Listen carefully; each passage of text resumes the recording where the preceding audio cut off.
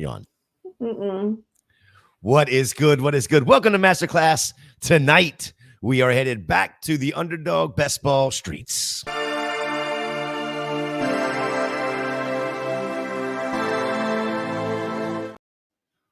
Welcome to Club Fantasy FFL, and welcome to Masterclass, our co-host and professor, once again, at Stacy Perez 83 over there on Twitter, Miss Stacy Perez. And as always, you can find me at FantasyJ77 on Twitter. Stacy, I hope you had a great Memorial Day.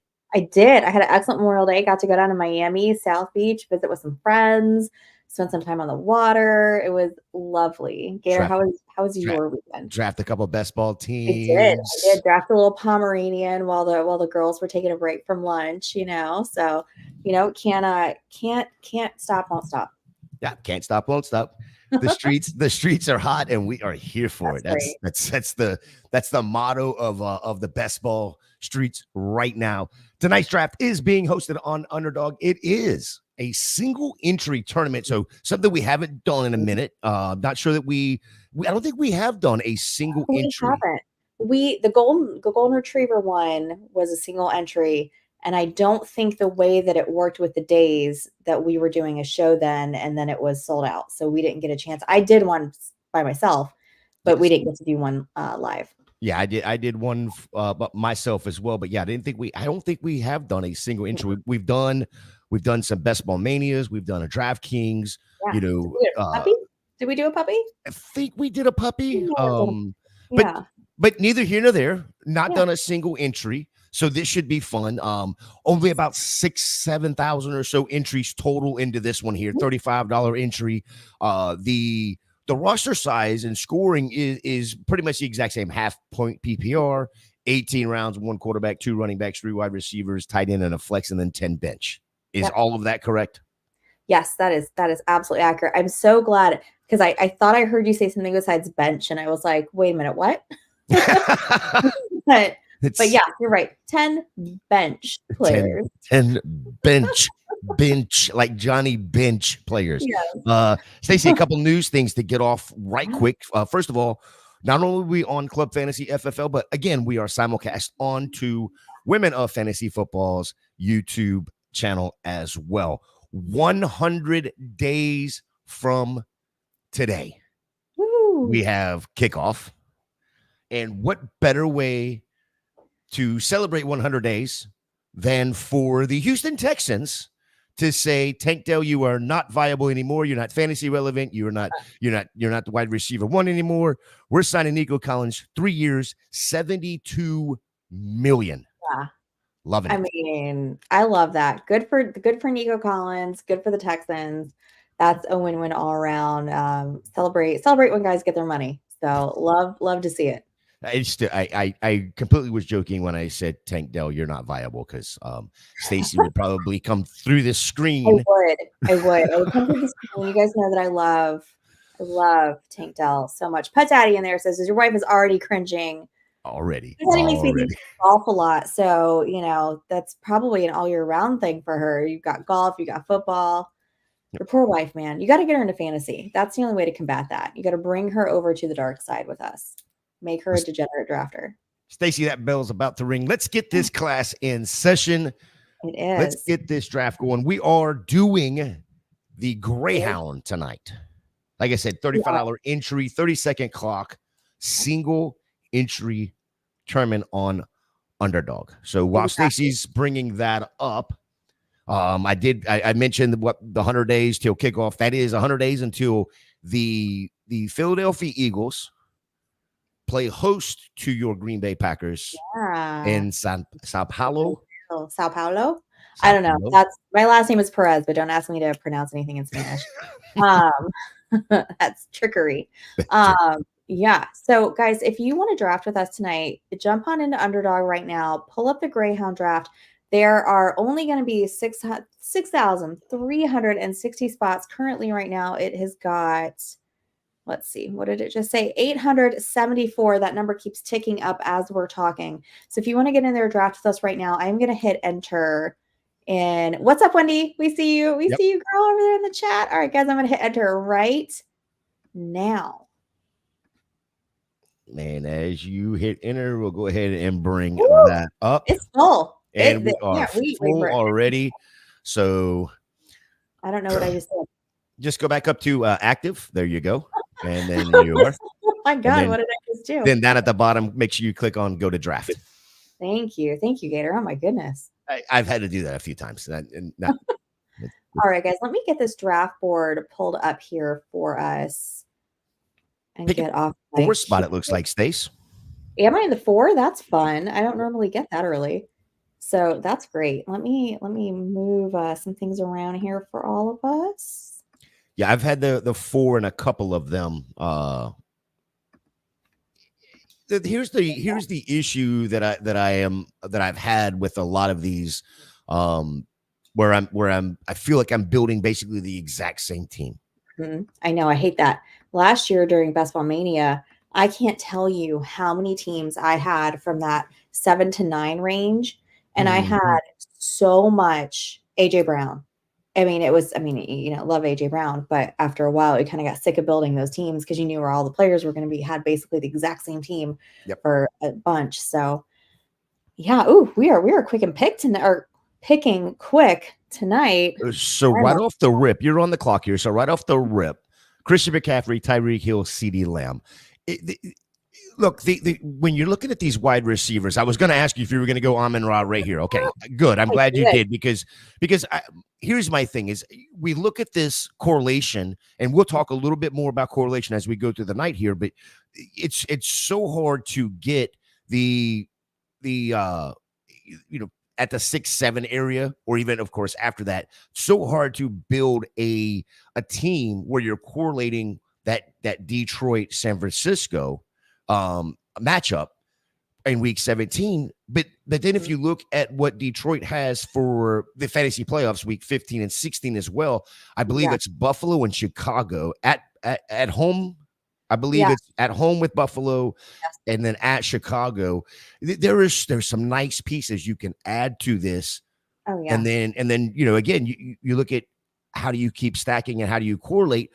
If you're able to get some pieces from Chicago to go with week 16 and Detroit, you can also get some pieces from Seattle, who is a week 17 matchup. I believe that's a Thursday night matchup with Chicago. They're in Seattle, if I'm not mistaken. But yeah, so I like the Amon-Ra pick here. Why did you go Amon-Ra over Jamar or Justin Jefferson? Here's a guy that gets so many targets on his team. I love Amon-Ra St. Brown this year. I loved him last year. I love the Lions. I love their offense. I think it's a really fun matchup to do that week 17 there with Detroit, with San Francisco. Has some great players, great options. And then, like you said, there are so many different ways that you can play with this too. If you're not just correlating week 17, you're correlating some of those other weeks. So you take a look at, like you said, Detroit, right? So they've got Buffalo, Chicago. So those are good players that you're going to have options with there. Then you've got San Francisco with the Rams and with Miami on their, schedule as well. So if you don't necessarily love that, Dolphins Browns week 17, you can still get some of those Miami players and make it make sense with your build, and use them against the, San Francisco in week 16. Well, as you're coming up on the clock here in just a few picks, I'm going to go ahead and read off the end of this first round, start of the second round. After Amon-Ra, we had Breece Hall, Jamar Chase, Justin Jefferson, Bijan Robinson, AJ Brown, Garrett Wilson, Puka Nacua, Marvin Harrison Jr. No real surprise here. 3 running backs in the first round. Nothing out of the norm. Making that turn at the 13th pick, Drake London, Chris Olave, Jahmyr Gibbs, Brandon Ayuk, Jonathan Taylor, Devontae Adams, Deebo Samuel, and then believe we have Irie Austin is on the clock now, taking Mike Evans. At this pick right here, Sam Laporte is on the board, possibly able to get back around to you in the third round. Ayuk is already off the board, which was probably the right pick here if you were able to go that route. What's your thought process? Okay. Yeah, exactly. So I went ahead and I think it might be a little early for Sam Laporta, even though I wouldn't hate it if you took him in the second round. I think that's probably, completely reasonable. But Devon Achane is there. Like we just talked about, San Francisco's got that nice matchup with Miami in week 16. So why not throw some of that in there as well? And hopefully I get some San Francisco here eventually to make that make sense. What's up, Angie? See you there in the chat. Thank you for joining us tonight. Yeah, I think it's kind of. I think this is kind of the trend that I've been seeing, especially on the underdog side of things, where within 2 to 3 picks of Brandon Ayuk going, Debo's right behind him. Yeah. So it makes it hard again for that stack there, or not stack, but for the correlation for that game. But you went Devon A-Chain, then we had Saquon Barkley, Nico Collins, Jalen Waddle to end the second round, starting the third round here. What's the thought process? Where are you looking at going with this? What would be pick 28 overall? Yeah. So, I mean, I'm taking a look and seeing, okay, like what's still here? Who are the guys that are still on the board? I had Waddle, I had Diggs on my list here. Nico, we're going to have to talk about Nico and Stephon Diggs here in a little bit. But right now, I think what I'm going to do, I could take Sam Laporta, but I've already got a Detroit player in Amon-Ra. So I think what I'm going to do instead is I'm going to grab that Week 16 matchup with Chicago here, and I'm going to take a little DJ Moore. Okay. I like that. I like that thought there. I guess I'm not taking DJ Moore now, Gator. So that's kind of gross. Let's see. What are my options now? Well, it's too early for Keenan Allen. It is. Too early for Keenan Allen. I see Malik Neighbors here. Don't love that. Really at ADP, we're looking at 29. That's exactly where Laporta is going. So I guess I am going to have to take Laporta again. Eventually, guys, we are going to do a draft, I promise, where I don't take Laporta. Well, there's been a couple of them that you haven't been able to take Laporta, and it's because he's either gone, I'm not going to say, somebody reached on him because, I mean, tight end one, I guess the only spot it would be considered a reach would be in the first round, especially in a non-tight end premium. Mm-hmm. But, same Laporta with that matchup. Now you bring in, possibly what I believe his ADP is going to be around 74, 75, somewhere in that range is George Kittle. And if you can stack Laporta and Kittle, go with the 2 elite tight ends, and then you're done with the tight end position completely within the first 7 rounds. And I know that's not the optimal build or how you and I normally build, but if you're looking at stacking that game, that game it's alone, has changed the landscape of how best ball players are looking at drafting this year, in my opinion. Yeah. Oh, I 100%. It absolutely has. I'm looking at all the guys that are going after this. So, and I think it's an important point too, because like, see here with that, DJ Moore kind of going, you could let it kind of get away from you a little bit. You're like, oh man, I really was banking on doing the Detroit, San Francisco.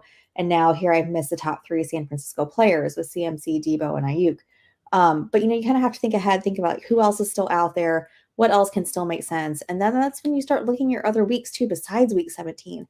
So, don't stress if it does kind of get a little bit away from you. This is a sharp room. When you take a look at this here, we've got 1, 2, 3, 4, 5, 6, 7 badge guys here. And there's one name in there that I recognize for sure. So this is going to be a tough one tonight. So I'm glad we got in here with it. This is going to be a fun draft, but it is going to be really tough. There's some sharks in here. Yeah, there's a name I recognize on there, Dave Kluge. How you doing? Yeah.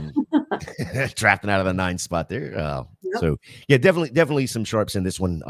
With like you said, a total of 7 badges. So, and again, badges don't mean anything other than they've done a lot of best ball drafts. You've spent a lot of money on underdog drafts.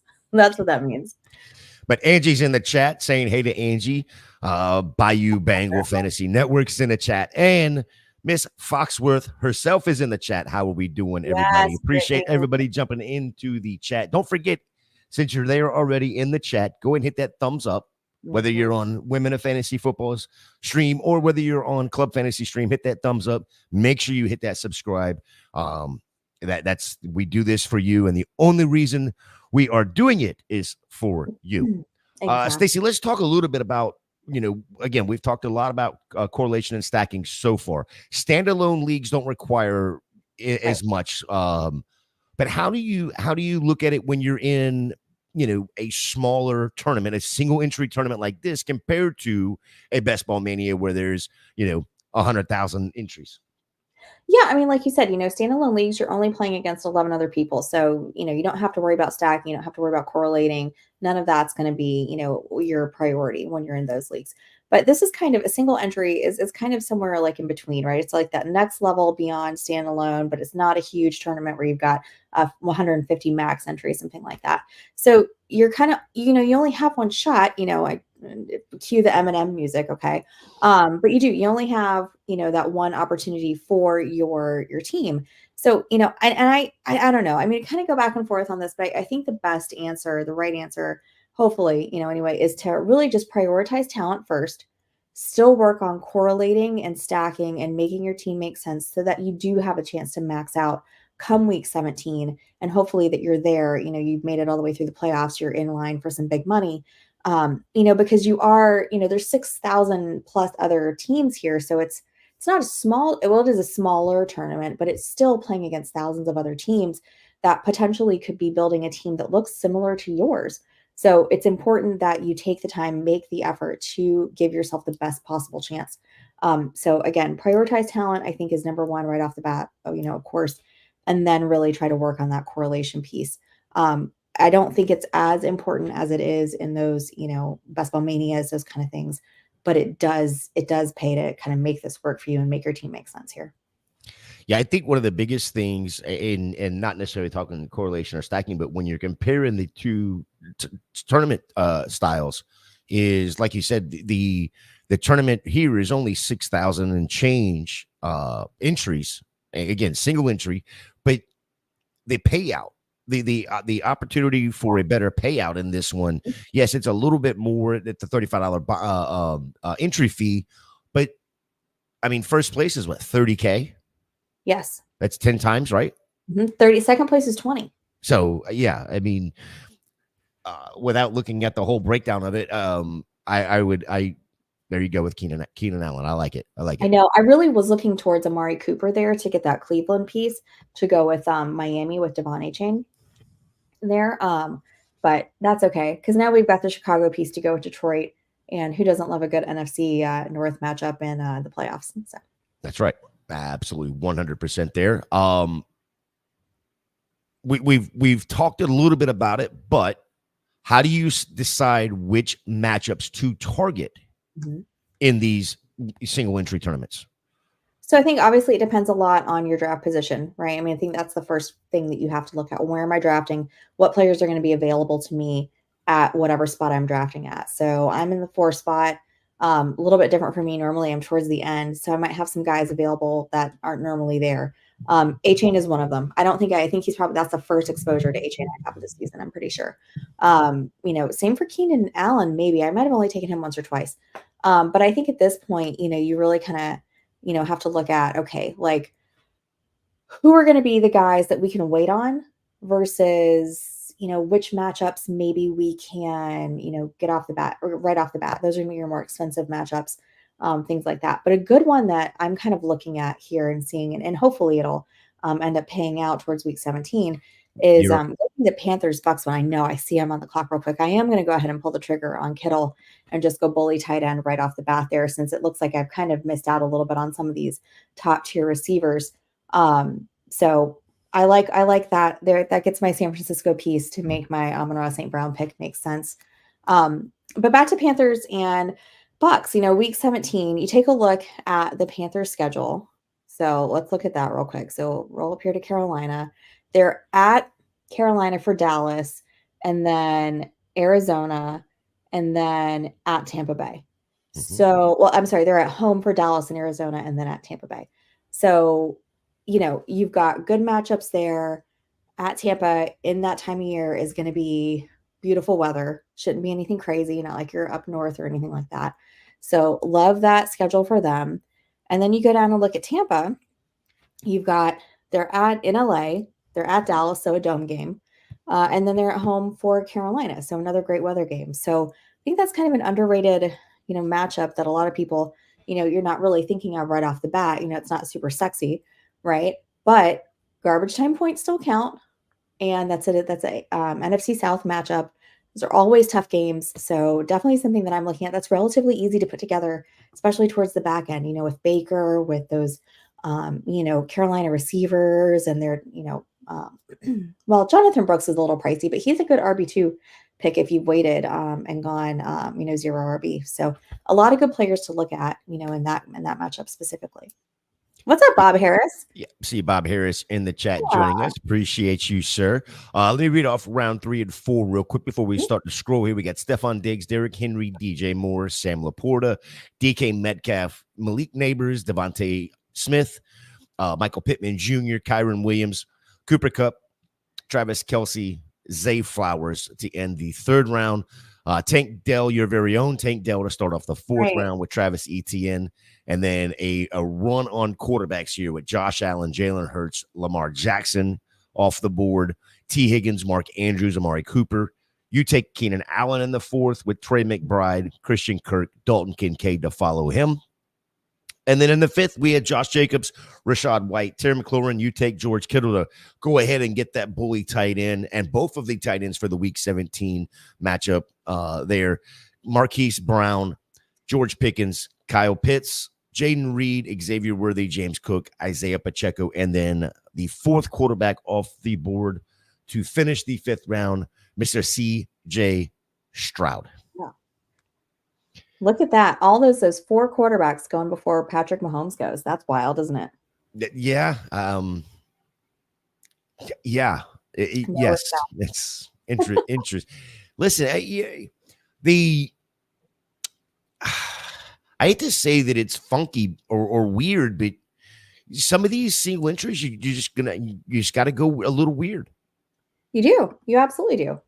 Well, you're fixing to be on the clock here, and I do, since CJ Stroud just went off a little bit ago, you brought it up earlier. Stephon Diggs, Nico Collins, both going very close together there in the end of the 2nd, start of the 3rd, and then Tank Dell goes almost a full round later at pick 37 to start the 4th. Yeah. I brought it up at the beginning. Signs a huge 3-year, $72 million deal. Makes him, I believe it's the 7th highest paid wide receiver in the league now. How does this change if it does? And how do you rank the top 3 there in Houston?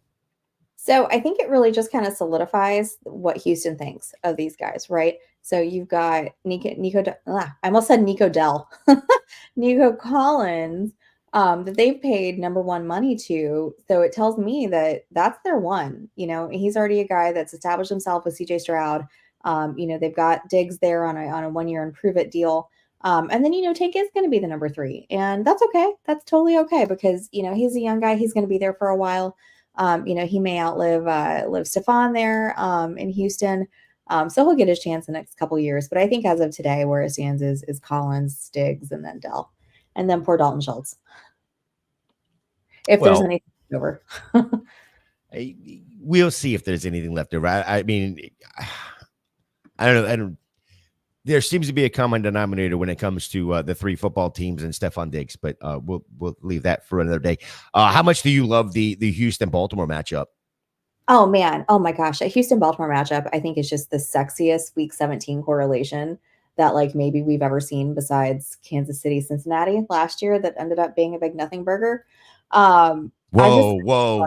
Are you sitting here at 5/28/2024 at just before 9 p.m. saying that the Detroit Lions, San Francisco 49ers Week 17 Monday night game is going to be a big nothing burger? Is that what you just said, Stacy Perez? No. I said Kansas City, Cincinnati last year ended up not being as exciting as we all hoped that it would be, right? How many KC Cincinnati stacks did everybody out there have? I had a ton. We all did. We loved it. That was supposed to be the game of the year, and then poor Joe Burrow goes and hurts his hand. But there's just so many narratives, right? I mean, Derrick Henry, always historically runs over Houston. Is he going to do that this year? I doubt it. They've been stacking their defense, so maybe they're sick of having him run all over him.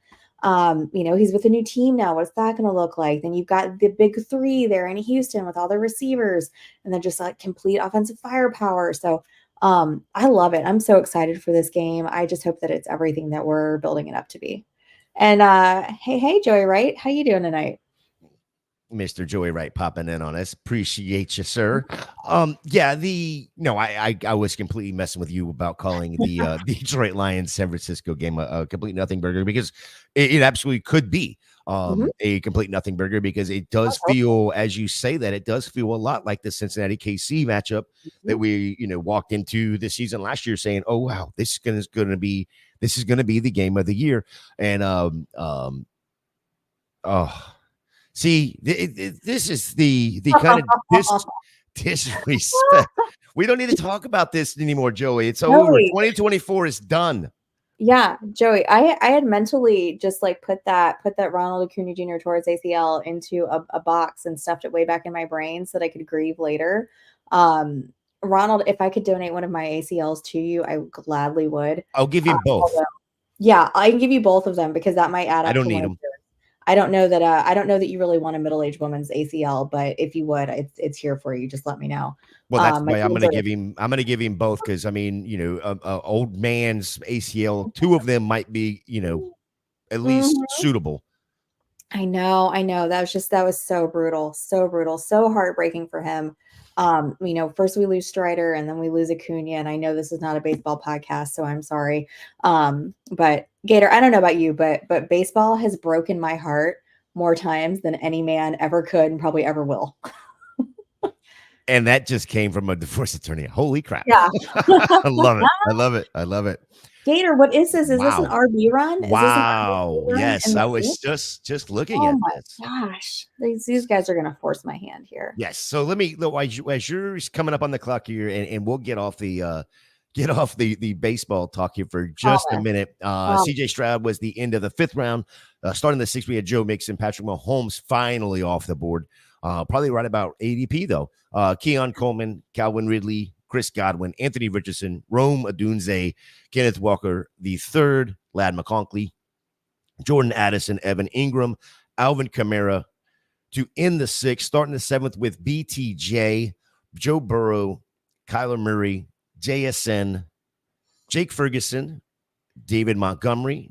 Then we had another wide receiver run here with DeAndre Hopkins, Christian Watson, Deontay Johnson, Jamison Williams, Rashid Rice, and then just a massive RB run. Aaron Jones, Jonathan Brooks, Najee Harris, Ramondre Stevenson, Tony Pollard, Zamir Wright, DeAndre Swift, Jalen Warren, only broken up by one quarterback, Dak Prescott. Then we had James Conner, Zach Moss. Wow, that's almost a full round of nothing but running backs. I know. Very, All of very them. interesting. Jordan Love, Cortland Sutton to end the eighth round. You're fixing to be on the clock here. Your hand was kind of forced there. You had to go. Otherwise, you were going to be with what a good Lord. Who knows what you would have ended up with at running back if you hadn't taken James Conner there. Yeah. I'm going to go ahead and grab a quarterback here because it looks like those are starting to go as well. And I don't have one yet. I really kind of wanted Jalen Warren there. That was the one out of this crew that we've got here. I'm going to call it our eighth round running back crew. Jalen Warren is my favorite 100%. And I was looking over at my little cheat sheet here to see, all right, what can I make Pittsburgh work with, right? And as soon as I did that, immediately Jalen Warren comes off the board. What's up, Who? What's up? Everybody there in the chat, thank you guys for hanging out with us again tonight. Yeah, I'm gonna have to go back and watch Hoof's show where he was on talking. I want to say it was the NFC West, if I'm not mistaken. I think so. Yeah, I think it was NFC West with him and I believe it was Jake from State Farm. Jake from Snow. I'm sorry. That was so easy. I'll see myself out. Yes. I'm done, guys. I'm done now. I love it. Oh boy. I'm waiting for this one guy to come off the board, and we're doing nothing but running backs again. It's just the running back run is just insane here. Even who loved it. So that's Jake Fromm. Exactly. There you go. Jake Fromm from State Farm. Funny story about Jake Fromm. Jake Fromm went to Houston County High School right up the road from me. Okay. where I'm currently at. I actually lived in the city of Warner Robins, which is where Houston County, Georgia is. Mhm. And he is an absolute stud, star in that small town. Everybody loves him. Mom and dad still live there, all that kind of good stuff. So I hate to see I believe he got cut last week from Washington, if I'm not mistaken. Yeah, I think I Um, saw that. yeah, but yeah, so Jake Fromm, and even back then when he was in high school, that was the thing. It was Jake Fromm, State Farm. That's It an just easy kind of one, yeah, it was just it was easy one, easy. easy, It was easy. easy. He was downing his Seagram's J. He's yes, he was downing Seagrams. Funny. That's where the daiquiri came from. Okay, so it was a daiquiri Seagrams. Here we go. Yep. Love it. Love it. Well, Where this are draft we is at on turning out this? to be not at all like one of my normal drafts. I kind of like it, except for the Laporta and St. Brown picks. Well, This is the Caleb Williams quarterback right there at 100. So that's right at ADP for him, right? Because I believe his ADP is like 99. So getting him at 100, but he goes with the Detroit and the Seattle yes, when it comes to the playoffs. he So does. I believe it's what week 16, Mhm. Chicago's in Seattle, and Yes. then week No, Chicago, Seattle is week 17. 17. They're at Minnesota week 15, and then they're at home for Detroit week 16. There we go. And that's another thing, though. I want to make this statement as well. When you're looking at these matchups, we all can sit here and go, yes, we know that the Florida games, we know that most of the California games, and we know that dome games, we don't have to worry about weather as much. I don't want to worry about the weather right now in I any of these cold games either. We know it's going to be cold. These guys are pros. It's fine. Don't worry about the weather right now. It's way too early to try to predict that out. What are your thought processes here at 117? There we go. So yeah, I want to go ahead and grab Jared Goff. I want to go ahead and get my second QB down, just a couple spots above ADP.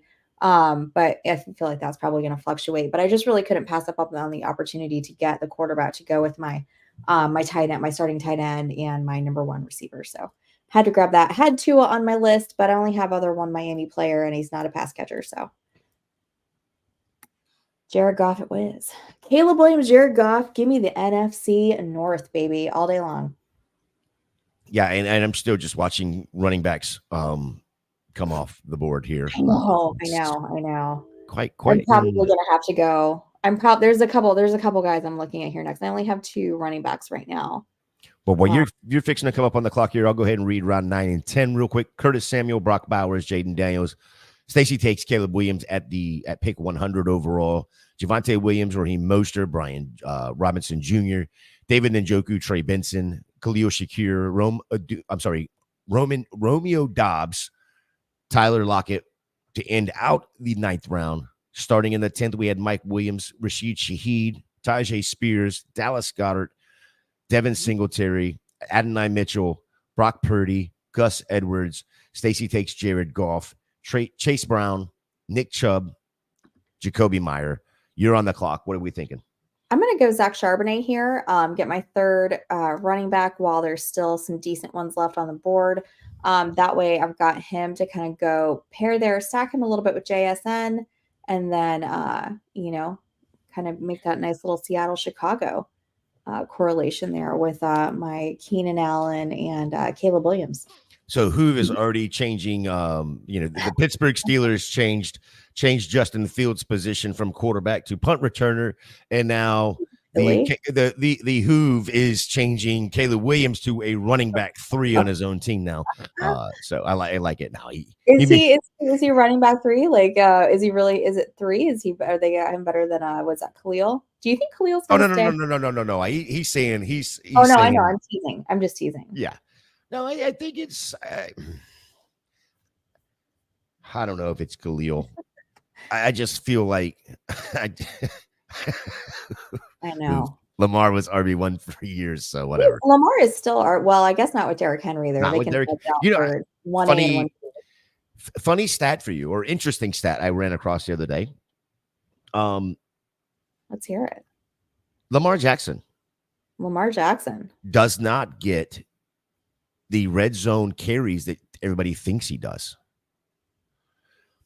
Oh, because Gus Edwards got them all because last Gus year? Edwards got them last year. And if you think that Derrick Henry can't replace Gus Edwards in that role, I mean, to me, it's absolutely smashing Derrick Henry, right? Because yeah, I think so.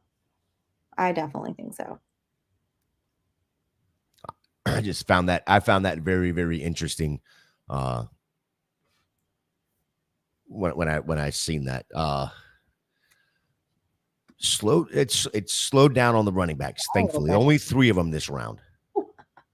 Only 3, and now I'm paying for having waited so long on receiver because it is ugly up in there, folks. We are in round 11, and I got to tell you, it is not pretty at all over here. Not pretty. But the team looks good, though. The team looks good. Oh, thank goodness. Thank you, Gator. I hope it does. I'm over here throwing some guys in my queue, and I'm cringing as I'm doing it. So, yikes. And then I'm immediately going back and over and looking at my cheat sheet to see if, like, who else can I pair them well with? Well, how can I justify taking this player here at this spot? Well, yeah, this is the epitome of you got to tell yourself a story here, right? You do. Yeah, absolutely you do. That's what you're doing with your whole draft, right? You're telling yourself a story. All right, so coming off here in round 11, we had Josh Palmer, Brandon Cooks, Dontavian Wicks, Zach Charbonnet, Jerry Jeudy, Blake Corum, Josh Downs, Jahan Dotson, Ezekiel Elliott, Xavier Legette, Dalton Schultz, and then Austin Eckler there to finish the 11th round. Charlene says, hey, she screwed up. She screwed up her Eastern and Pacific, but she's here. Charlene, we appreciate you. Hello. That is okay. Listen, I'm lucky I can count it all. So I have to wait, how many hours back are they? I can figure out Pacific time. So thank you for coming. Thank you for hanging out. Guys, remember, we promised this was going to be a sharp draft, and it has not disappointed. No, it truly hasn't. So there's a couple guys that can fall into this category that I want to bring up, but to start the 12th round, Gabe Davis goes off at 133. Yeah.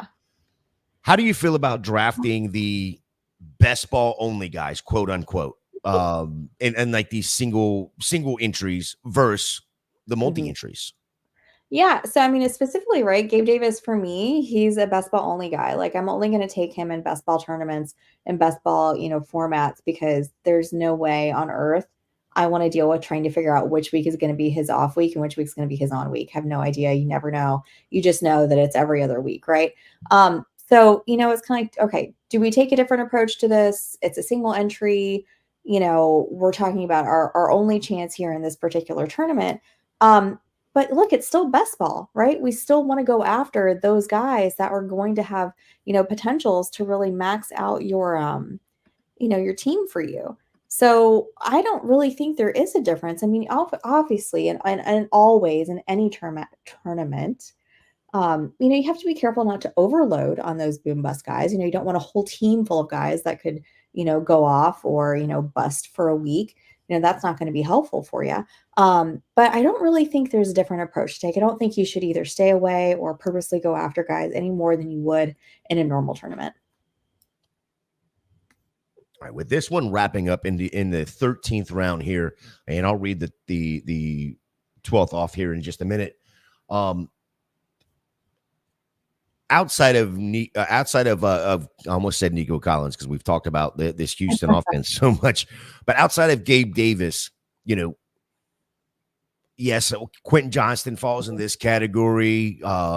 Jameson Williams falls into this category. I think at least at this point, right? Who else falls into this category of best ball only? Oh gosh. So always Gabe Dave. Give me just 1 second here. I'm looking at my roster here. I'm worried I may have to reach on somebody I'm not really excited about it.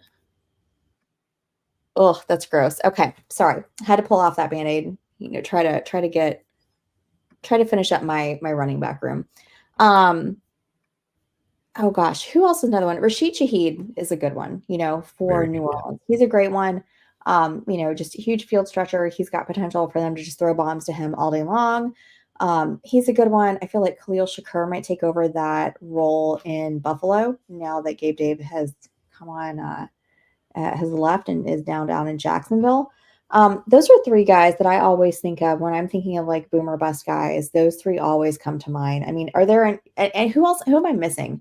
Chat, tell me who are your boomer bust guys? Yeah, I was just gonna say I'd love to hear the chat tell me, Yeah. tell us who are their best ball only guys. Who is somebody that the only way you're drafting him is if you are drafting a best ball squad, and for Mhm. no other reason. You don't want him on your dynasty. You don't want him on redraft necessarily. Yep. Just for best ball. So round 12 started off with Gabe Davis, Kendra Miller, Rico Dowell, Ricky Pearsall, Quentin Johnston, Marshawn Lloyd, Cole Kmet, Justin Herbert, Kamani Vidal, Pat Firemuth, Jalen Polk, and then Tua Tunga Vailoa, ending out the 12th round. Stacey, we had the fourth overall pick, We but did. let's talk about if you had Hmm. the 101. Yeah. What does that change if you are at the 101 with your early picks? What does it change? So I think when you're talking about like a single entry tournament here, like I said, I just beating a dead horse here. You've only got this one entry. This is your team to throw in throw your hat in the ring here. Okay. So at that point, you've got the 101. Are you tempted to maybe not take CMC? Maybe you don't take CD Lamb. If there's somebody else in the first round that you have to have on your team to make it work, to make it, build the roster that you want, do you go after a Justin Jefferson number one? Do you go after, let's say something crazy here, a Brees Hall 101? I don't know. I mean, there's probably an argument to be made. You're not taking Marvin Harrison Jr. 101. He's going at the 12 spot right now. You're probably not taking Puka at the 101. But, you know, if that's your guy and you really want him and you're not going to get them in the second round, I don't think there's anything wrong with going after that and kind of making that, what you're going to be doing with your team. Now, that being said, I mean, I think you kind of have to decide at what point do you completely fully commit to that build, or do you worry about crossing the line and passing up on talented players that are coming to you at that 101 spot on that turn? So you have to be careful there when you're thinking about it. But like as our friend Bob says in the chat, Bob Harris, don't be a slave to ADP. So just because you have the 101 doesn't mean you have to take Christian McCaffrey every single time. Although I don't think you're ever going to be upset because you took Christian McCaffrey at the 101. So, or CD Lamb either. I think it's just up to you and what you want to do, for that specific build. But I don't think there's really, really anything too terribly wrong with that. Within reason. Yeah, exactly. Just, within reason. And I think no matter who you're taking there, whether it's, CeeDee Lamb, Justin Jefferson, Chase, Brees, whoever, Mhm. you eventually at some point, and I would say within the first 4 or 5 rounds, eventually have to tell the story Mhm. of correlation, Yes. stacking, all of this to make that if you're not going to go with what is clearly the 1-1 in just about every single draft being CMC, you have to answer all the questions. Here's my stack. Here is this. This is why I went this route. Now, that being said, if you end up with, you play 10 best ball manias and you end up 3 of them, inside the, outside the top 5, but then four of them are pick 1, pick 2. You're ended up, you want to change your team up a little bit. And I can completely understand it by doing it that way. Mhm. Absolutely. Absolutely. Man, we are in the round 15 here. It is getting a little ugly. as soon as I make my pick, I want to get to Angie's comment in the chat about her best ball. Guys, here we go. Oh, guys, this is getting a little rough here. Hopefully he makes the team. Javon Baker going back to back with my New England picks to kind of match up with my Charger guys. All right, so Angie's comment in here, literally all the guys in the round except for Herbert. ADP is probably fallen too low. I agree with you about the Herbert thing. I think we're getting a little out of control with the Herbert hate. The rest feel like 100% best ball. So that is back up in round 12. Yep. So we've got Tua, Jalen Polk, Pat Fryermuth, Kamani Vidal, Cole Kmet, Marshawn Lloyd, Quentin Johnston, Ricky Pearsall, Rico Dowdle, Kendry Miller, and Gabe Dave. Gabe Dave, the original only best ball guy. Yeah, I'm taking a look at these. I don't know that I would say Rico Dowdle is only best ball because I did use him quite a bit in some redraft last year. Towards the end of the season, you're kind of scouring the waiver wire for running backs at that point. Ricky Pearsall, Quentin Johnston, absolutely. Jalen Polk, absolutely. Pat Fryermuth, I don't know that I feel comfortable starting him every week, so that seems like a best ball candidate for me. So yeah, I definitely see your point, absolutely, with that round 12. Yeah, I agree with her as well. I think you picked up on one there as well, and that's Demario Douglas, right? Yeah. Oh, I did. Grab Demario Douglas down here. So I have a Chargers group going earlier with Lad McConkey and Kamani Vidal. So went ahead and said, all right, well, who are they playing? They're playing the Patriots.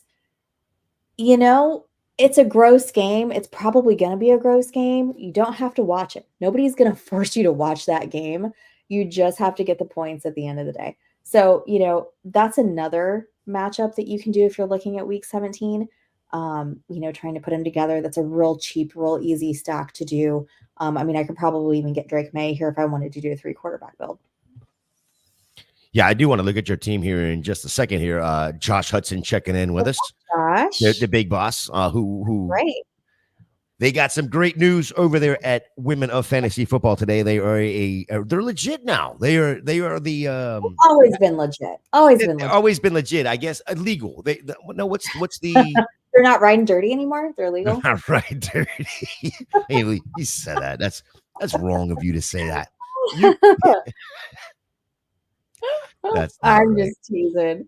Round 13 goes Trevor Lawrence, Jerome Ford, Jermaine Burton, Ty Chandler, Darnell Mooney, Roman Wilson, Luke Musgrave, Troy Franklin, TJ Hawkinson, who is just the fall from grace has just been tragic. Matthew Stafford, Adam Thielen, Kirk Cousins, Jalen Wright to start the 14th round. Jalen Wright, Marvin Mims, your very own Marvin Mims.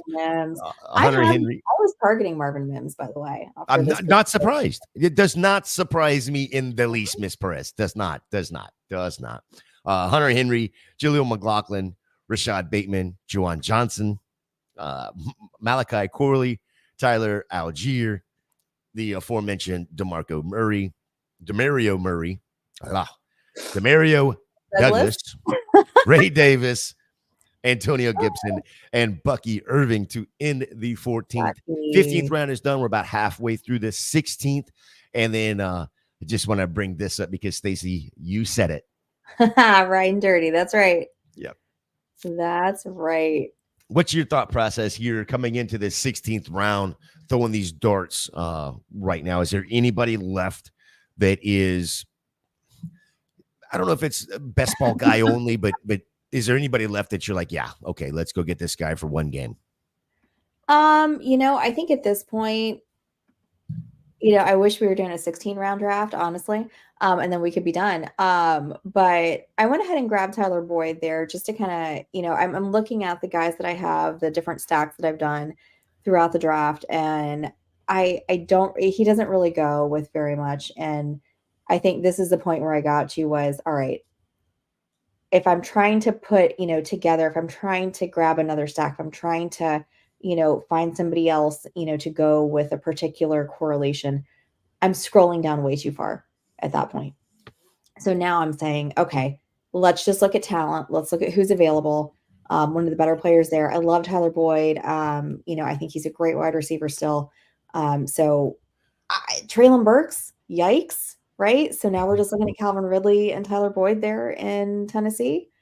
I mean, he's definitely going to get some catches. He's in the 16th round. When you're looking at value there, you're looking at talent. These are all dart throws at this point anyway. So Boyd might have a little bit of an advantage knowing the system. Offensive coordinator exactly. from Cincinnati.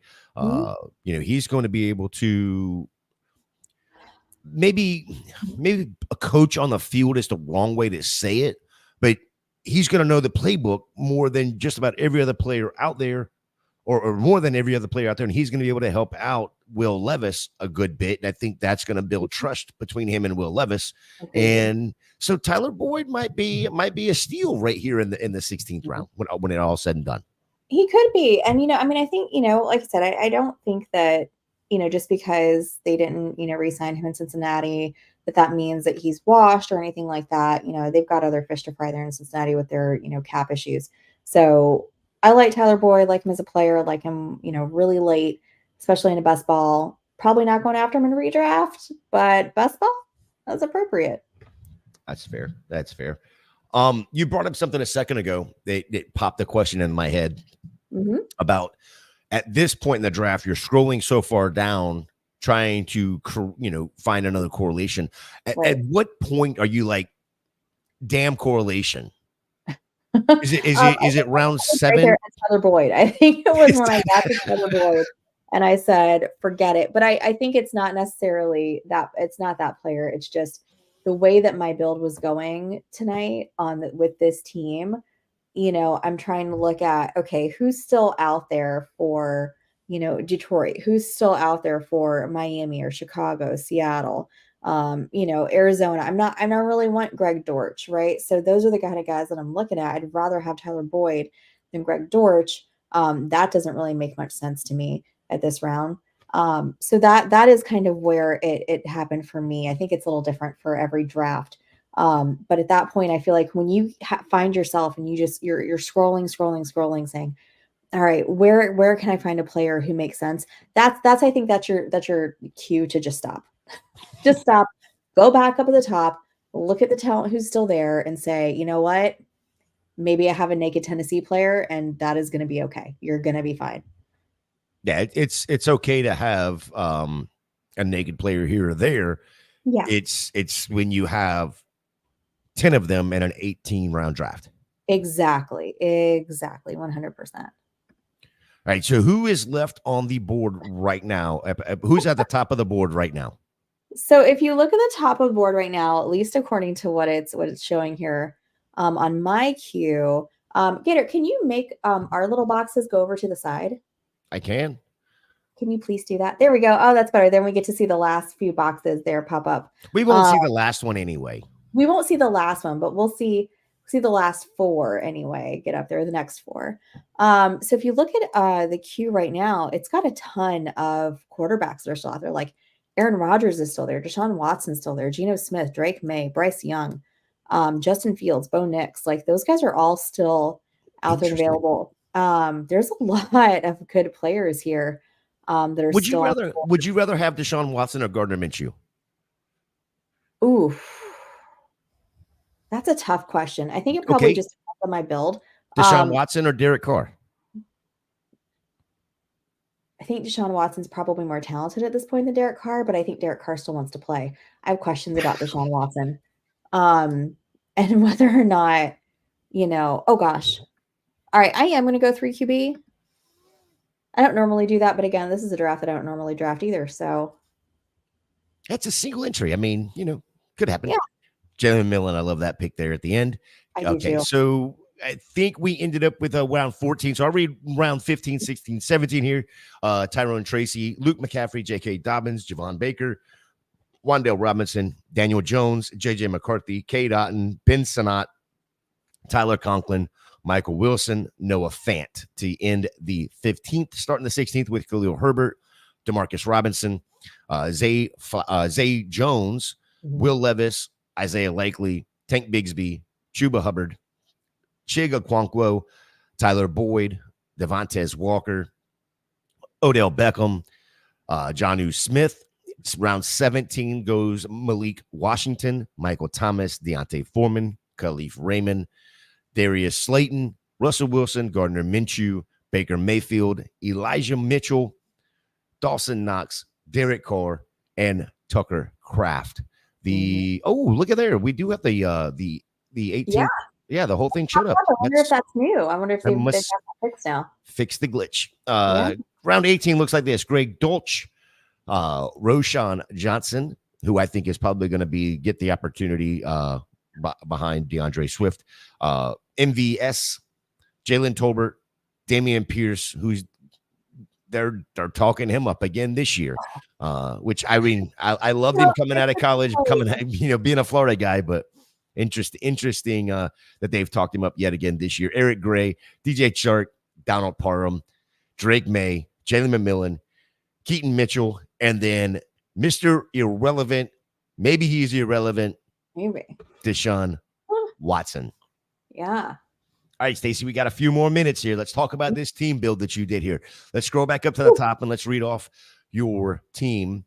Actually, you know what? Can you change the screen and go to where it's just your just me? Yeah, just go to the one the previous screen. Yeah. So I have them broken out on 2 separate screens. So I've got to go back into my okay. Yeah, give me 2 seconds. I just want to break it down by position and see what we had here.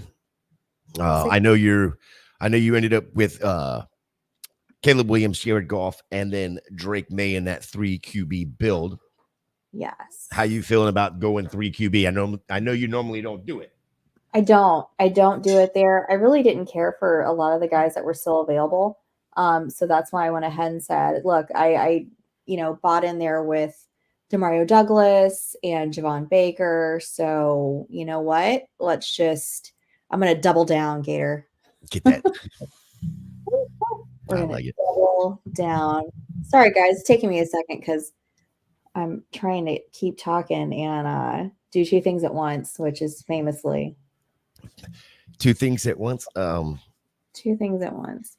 You can't walk and chew gum. Here we go. Let's pull this team up here. Is it this screen? No, yeah, just right under your name there. Scroll down. So yep.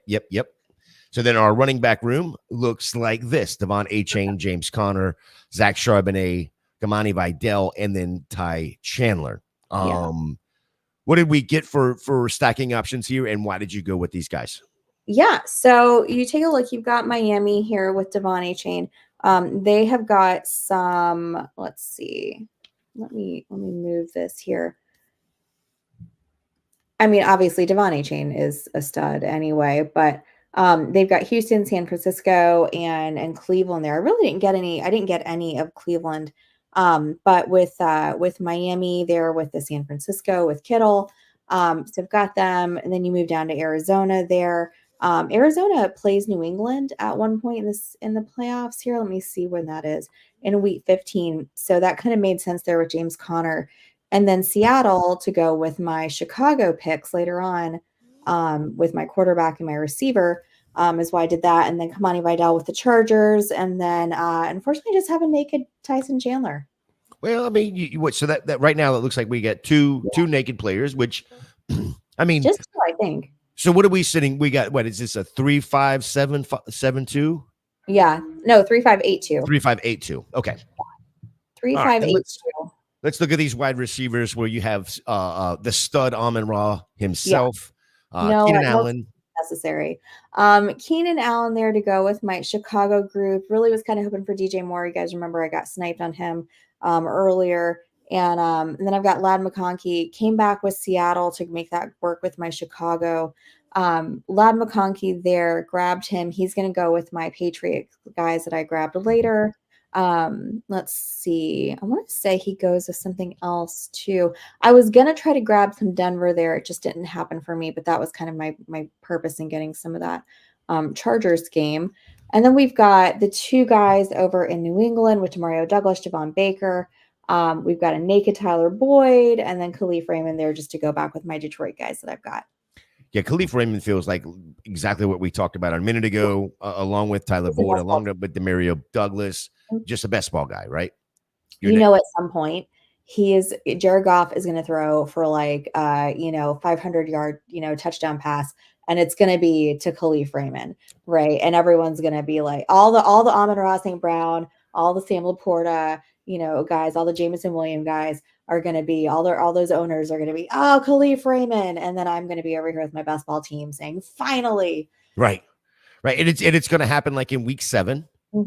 and Khalif Raymond is going to be top of the waiver wire for week 8. He's always there. He's always there. He's always hanging around. He's the guy that is going to get targets. Is he going to get the most targets? Of course not.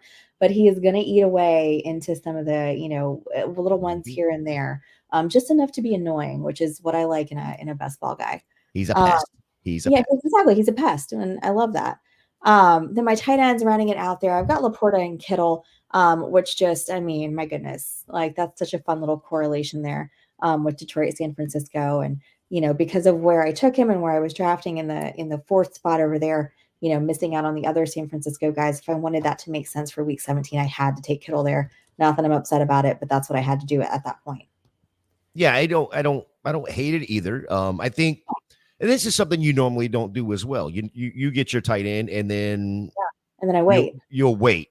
But again, like the 3 quarterback situation, you got 2 stud tight ends here. This is a completely different build. And whether you like it or not, your gut tells you. But I think ultimately it's just, this is another training for one of these bigger tournaments that we're going to do later in this summer, right? Whether that's in Kentucky or whether that's going to be an FFPC, whatever that is. Now we've done this build. We kind of know how it looks and how our gut feels afterwards. Exactly, Gator. All right, Stacy, let's wrap this thing up. Let's do it. Don't forget, if you are not subscribed to Club Fantasy FFL on YouTube, go ahead and fix that. Hit that like, hit that subscribe. And seeing as we are simulcast over there on Women of Fantasy, you go ahead and go, as soon as you get done subscribing on Club Fantasy FFL, go over to Women of Fantasy Football and subscribe there as well. Hit that thumbs up there. All right, next week, Club Fantasy FFL has you covered. Tomorrow night, at 7, no pun intended, the flagship show. And Stacy, I have it on good authority. Who is it? That there's going to be an announcement tomorrow night. Ooh. There's going to be an announcement on no pun intended tomorrow night. I'll have to tune in for that. Saturday morning, 11 a.m., Mock It Like It's Hot. Sunday morning, 11 a.m., Dynasty After Party. Next Monday, 10 p.m., Mocking with the Stars is back. Chris and I took the week off this past week, but we will be back this coming week. And then again, Tuesday night, 8:30, we are drafting another best ball team next week. Stacy will not be here next week. I will be. I won't. I'm going to Kentucky for a family wedding. I'll be traveling home Tuesday evening. I wish that I was going to be able to be here with you, but I don't think that I can. I'll be able to stream from the plane. They have Wi-Fi in place. Yeah. We can do the show in the middle seat. As I'm sitting there. I'm sure everyone around me would absolutely love that. They won't have a problem with it. They'll just make sure they subscribe to Club Fantasy and to Women of Fantasy at the same time. Yes. All right, Stacy. Let the viewers know where they can find you and what you have going on outside of wedding planning. Oh, so guys, you can find me online at Stacy_Perez 83. If there is a specific draft that you want to see us do, please let us know. We are always looking for more drafts. We are going to be doing an RTS one. We talked about that. That is going to be coming soon. There's some more out there that we're going to be doing. There's going to be a lot of fun. So again, like I said, if there's one that you want to see us do, if there's a format that you want to, not a format, platform that you want us to jump on one Tuesday night, we will happily do that for you. But that's what I'm doing right now. I'm out there scouring the webs, trying to find the best drafts to bring to you to make you experts in best ball before the end of the season. Yeah, and if you want a good listen, last Friday, Stacy and I jumped on to Sirius XM with Coop and Howard Bender and did an RTS draft with them. So you can always go and listen to it. If you have Sirius XM, you can always go listen to that on the replay as well. Great Yeah. listen. Some great minds were in that draft. Exactly. And I'm pretty sure we posted the draft boards for that if you want to take a look. Draft boards were posted as well. At least SiriusXM posted. I think both of us reposted or retweeted, whatever. All right, you can find me at FantasyJ77 over there on Twitter. Like I said, I'll be here back Monday night with Chris Battistow, mocking with the stars, and then next Tuesday we'll be right back here. Like I said, Stacy won't be here, but guess what? Gator J will. Gator J will be here, and I'll have a special guest in line. Yeah, substitute teacher time. So yeah, we'll have good for the sub, guys. Yes, behave for the sub next week. Behave for the sub. I love it. All right, guys. Until next time.